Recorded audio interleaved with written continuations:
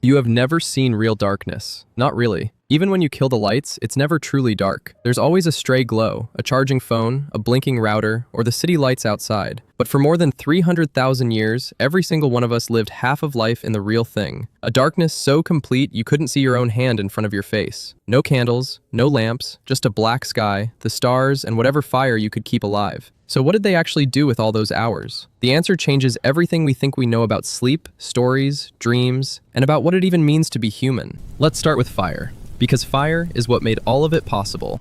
Before fire, our ancestors were as helpless at night as any other primate. When the sun went down, you climbed a tree or found somewhere to hide, and you stayed quiet. Moving around in the dark meant becoming something's dinner, and the reason is purely biological. We don't have a tapetum lucidum, that reflective layer behind the eye that gives night predators their eerie glow and lets them see in the dark. Without it, we were practically blind. Leopards, hyenas, wolves, they saw us. We never saw them. Sleep, for a human, was always the moment of greatest danger. And then, a turning point. The oldest undeniable evidence of humans regularly controlling fire comes from Wonderwork Cave in South Africa. It's around 1 million years old. The traces of a hearth were found deep inside the cave, buried under undisturbed layers of earth. So fire was tamed by our distant ancestors, and our own species, Homo sapiens, inherited the technology already finished the moment we appeared 300,000 years ago. But don't fool yourself. Fire don't turn night into day. It carved out a circle of safety, maybe 10 meters across, a tiny island of light in an endless ocean of black. Step outside that circle and you were a corpse, and that's not a figure of speech. There are still tribes today living exactly as our ancestors did thousands of years ago, and among them, the pattern is clear. The ones who wander from the fire at night are far more likely to be killed by predators. But fire gave us something greater than protection. It gave us something we'd never had before: extra hours. Scientists even call us pyrophilic primates, a species whose brain and body fused with fire so completely that, without it, we'd have stayed frightened apes in the dark forever. Before fire, the useful day ended at sunset, and after that came the dead, blind night, useless for anything. Fire suddenly added a handful of safe, livable hours to every single day. Protected time, time you could spend not on surviving, but on becoming human. And one more thing, fire let us cook. Cooking means more calories for less effort. Before it, our ancestors burned nearly all their energy just digesting tough raw meat and roots. Soft, cooked, nourishing food lifted that burden. We no longer needed a giant gut. And all that saved energy, evolution redirected upward, into building the supercomputer inside our skulls. And it's with that brain and those extra hours that the real story begins. So what was actually happening in that protected stretch of night, and how could we possibly know? Science has its own kind of time machine. The anthropologist Polly Wiesner spent years recording the conversations of the Jew Swansea Bushmen in the Kalahari Desert, one of the last groups still living an almost prehistoric way of life. In total, researchers analyzed 93 such communities across the world. And the picture that emerged was strikingly clear. By day, about 80% of conversation was purely practical. Who's hunting where, what's ready to gather, chores, complaints. Daytime talk is work.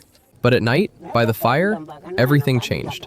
81% of nighttime talk was stories. Tales of people in faraway lands, adventures, myths of how the world began, jokes that had the whole camp roaring. And this wasn't just entertainment. It was an evolutionary mechanism.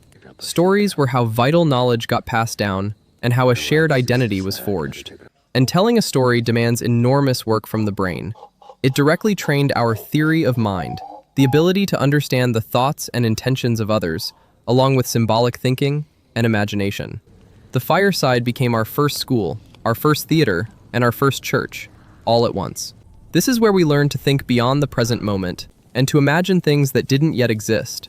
This is where we became us. But the night wasn't only stories by the fire. When the talk died down and the extra hours ran out, people lay down to sleep. And this is where something begins that science only rediscovered in the last 30 years. Your body was never built for the kind of sleep you sleep now, and that biology never went away. It's still inside you. In 1992, a psychiatrist named Thomas Ware ran a simple experiment. He placed volunteers in conditions with no artificial light, 14 hours of darkness every night, exactly like our ancestors. And within a few weeks, something incredible happened. Their bodies, with no prompting at all, shifted into a rhythm none of them knew. 4 hours of sleep, 1 to 3 hours of quiet wakefulness in the middle of the night, and then 4 hours of sleep again. No one taught them this. Their bodies simply switched on some ancient program, buried under centuries of electric light. Scientists were baffled, until, in 2001, the historian Roger Ekirch found the answer in the archives. 16 years he spent digging through old texts, and he uncovered more than 500 references to the same thing: a first sleep and a second sleep. Prayer books from the 1400s, court records, diaries, medical treatises, even Homer's Odyssey. Before the Industrial Age, no one slept in a single block. You'd lie down soon after sunset, sleep about 4 hours, then wake, and stay awake an hour or two in the dead of night, then drift off again until dawn. This wasn't insomnia. This was the norm, the way humanity slept for thousands of years. And do you know how deeply we forgot it? So deeply that translators literally erased it from history. Running into the phrase, "he woke after his first sleep" in some ancient text, they didn't believe their own eyes, and wrote instead, "he woke late at night." Sometimes they turned it into a doze, or a light sleep, assuming the people of the past simply had insomnia. Sometimes into a pretty metaphor, the first stillness of night. And most often, they just cut the words out entirely, as meaningless nonsense. They couldn't imagine that humans had ever slept any way but theirs. So what did people do in that gap of wakefulness? It depended on the era. Later, once they lived in houses and towns, they could do anything: pray, write, visit the neighbors. One French doctor in the 16th century even advised couples to conceive their children in that very window, claiming it would simply go better. And the medical guides of the time called these quiet hours the watch, and held them to be the best time for study and reflection. But all these cozy little habits were just the safe, domestic version of a far older mechanism.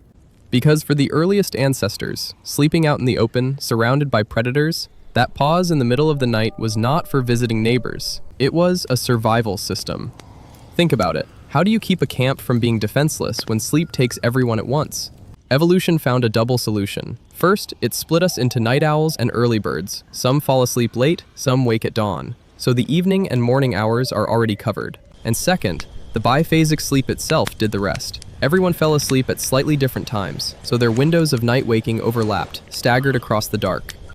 Thanks to that combination, someone in the group was always awake. Even in the deepest black, someone was watching the dark beyond the dying fire. And so that the night watch could pass in peace, our very biology adapted to it.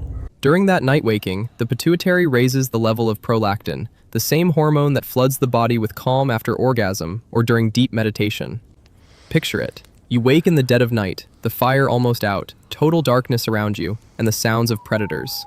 A healthy mind should be losing it to animal terror, but prolactin held a different state, a state of quiet alertness, calm, focused, not flinching at every rustle, yet fully in control. And that state turned out to be perfect for more than just keeping watch. In it, the impressions of the day settled into place. Dreams, just witnessed, were turned over and read. You drifted, quietly, through your own thoughts.